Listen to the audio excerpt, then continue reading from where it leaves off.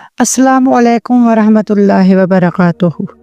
آئیے آج ہم اس نبی کی زندگی میں قدم رکھتے ہیں جو صبر کی علامت ہے، جو آزمائش میں ٹوٹے نہیں بلکہ اللہ کے قریب ہوتے گئے۔ آج یہ کہانی ہمیں یاد دلائے گی کہ جب ساری دنیا ساتھ چھوڑ دیتی ہے تب ایک رب کی ذات ایسی ہے جو کبھی اکیلا نہیں چھوڑتا۔ یہ ہے اللہ کے عظیم نبی حضرت ایوب علیہ السلام کی بابرکت داستان۔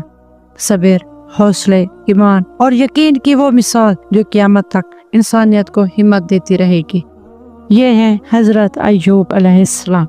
حضرت ابن اسحاق رحمۃ اللہ علیہ کا قول ہے کہ حضرت ایوب علیہ السلام اہل روم میں سے تھے اور آپ علیہ السلام کا شجرہ نسب حضرت ایوب علیہ السلام بن موس بن زرع بن عیس بن حضرت اسحاق علیہ السلام بن حضرت ابراہیم علیہ السلام ہے۔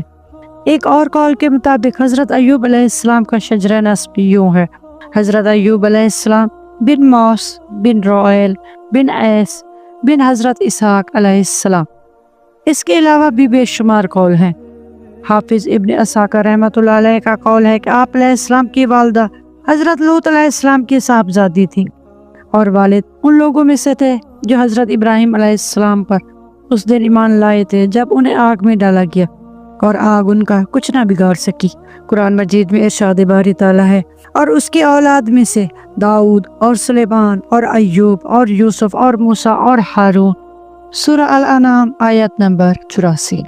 حضرت ایوب علیہ السلام ان انبیاء میں سے ہیں جن کی نبوت کی دلیل اس فرمان الہی میں موجود ہے: بے شک ہم نے وحی بھیجی، بے شک ہم نے وحی بھیجی آپ حضور نبی کریم صلی اللہ علیہ وآلہ وسلم کی طرف، جیسے ہم نے نوح علیہ السلام کی جانب وحی بھیجی تھی، اور ان نبیوں کی طرف جو نوح کے بعد آئے، اور وحی بھیجی ہم نے ابراہیم، اسماعیل، اسحاق، یعقوب اور ان کے بیٹوں عیسیٰ اور ایوب پر۔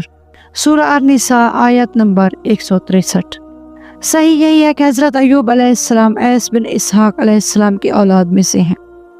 قرآن مجید میں ارشاد باری تعالیٰ ہے: اور یاد کرو ایوب کو جب اس نے اپنے رب کو پکارا کہ تکلیف اور دکھ مجھے پہنچا ہے شیطان کی جانب سے، اور تو سب رحم فرمانے والوں میں سے زیادہ رحم فرمانے والا ہے۔